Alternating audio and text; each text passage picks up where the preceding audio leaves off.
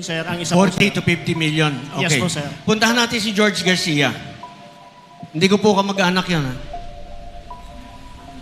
Si George Garcia, kaya ako interested, kasi nung pinailan ko ng disqualification si Erwin Tulfo dahil hindi natural born Pilipino yan, dinismiss ni George Garcia yung kaso on technicality. Ang sabi niya, hindi ka nag-attach ng COC.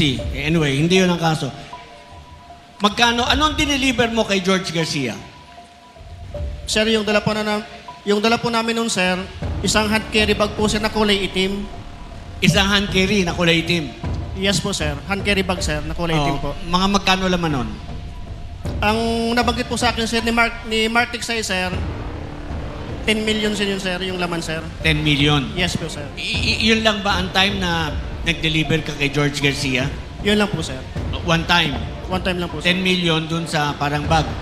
Yes po, sir. Saan nangyari ito? Diyan po, sir, sa may Dasyang Tower, sir, sa may along Peria Street, corner De La Rosa, sir, sa Makati, sir. Sa Makati. Yes po, sir. Kung matandaan mo, sino kasama niya? Kung kilala mo? Yung driver niya po ata yun, sir, yung nag-receive ng hand carry bag, sir. Okay. Pero sigurado ka si George Garcia yun. Yes po, sir. Yes po, sir. Bakit mo alam na si George Garcia yun? Sir, kilala ko po siya sa mukha, sir. Kilala mo sa mukha? Yes po, sir. Okay. May tanong lang ako, no? Sa inyong lahat, sino ang nag-deliver kay Speaker Martin Romualdez? Lahat? Ako na-witness ko yung pagdi-deliver ng pera doon sa Aguado, sir. Hindi lang kay Speaker, sa lahat. Sa lahat.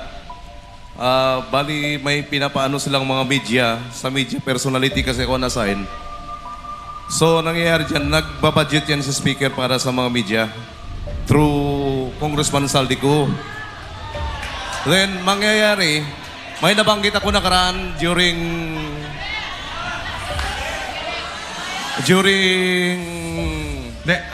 Senate Blue Ribbon hearing, sir. Yung Teka, ano yung nakita, ha? Yung delivery mo ng pera, araw-araw ka? Yes, sir. Pag may mga lakad, sir. Hindi, sa normal. Kasama yung kay Speaker, kasama Senador, kasama yung sinasabi mong sinasamahan mo almost every day. Yes, sir. Almost every day, sir. Okay. Sige, tuloy. Bali, ito dahil na-open naman to, sa mga media personality, dadagdag ko doon si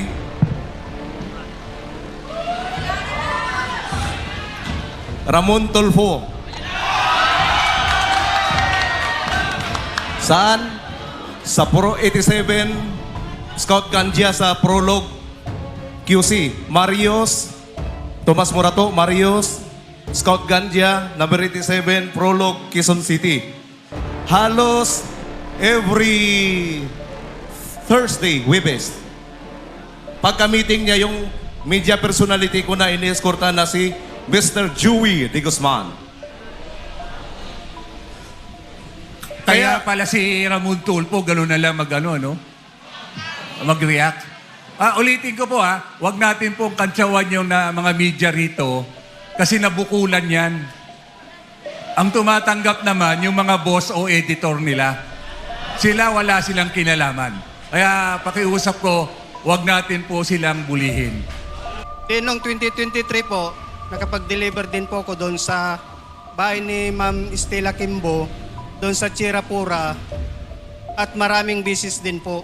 Yon din po yung isa na pinakamaraming na i-deliver doon sa bahay niya, sir.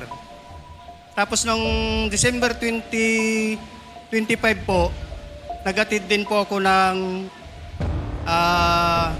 paper bag doon sa bahay ni Senator Trillanes dito sa Antipolo po sa bahay niya. Ang kasama ko po si Mark Tiksay sa isang security na si Master Sergeant Malati po. Yun po, sir, ang experience ko po. Thank you po. Maraming salamat. Next. Good afternoon po. Ako po si Mario, si Sinisa Jr. Na-hire po ako kay Boss Saldi noong January 2, 2025. Diretso po ako na-assign po ako sa isang PR na taga-media. na si Bernard Peralta. Doon ko po nakita yung mga nabibigyan po ng mga paper bag na mga angkor na mga taga-media. Kagaya po ni Arnold Clavio,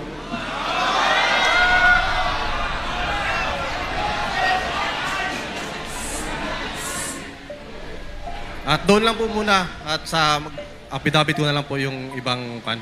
Sample lang po ko yun. Marami pa po akong mga nakilalang taga-media na Pakiulit. Teka. Para on record ng mga media, ha? Para on record, tahimik lang muna. Pakiulit nga yung una mong binanggit na pangalan na nagdi-distribute para sa media.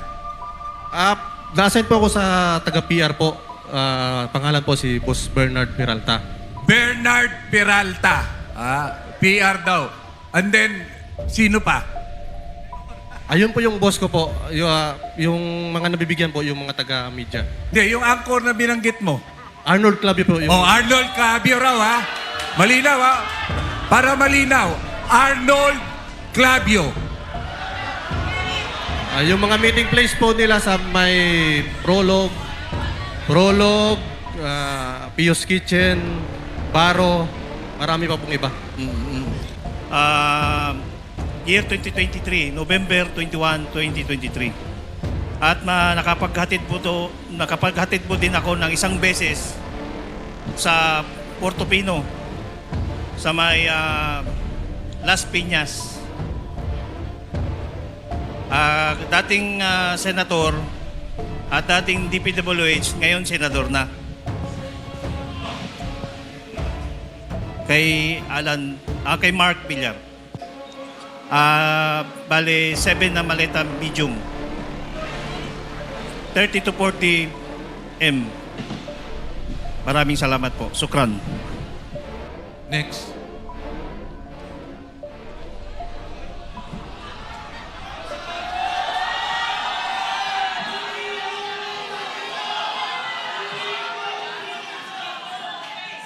Sino magpapaliwanag dito?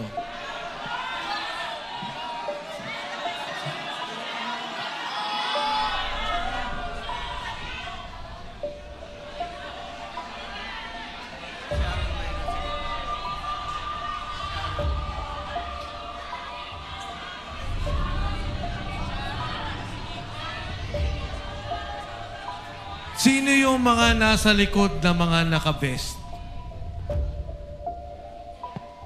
Sige, go, Sarge. Yan po sir yung mga empleyado sir ng MADSI sir.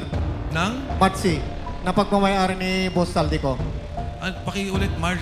Yan po sir yung mga empleyado ng MADSI na tinatawag na Misibis Aviation and Development Corporation. Okay.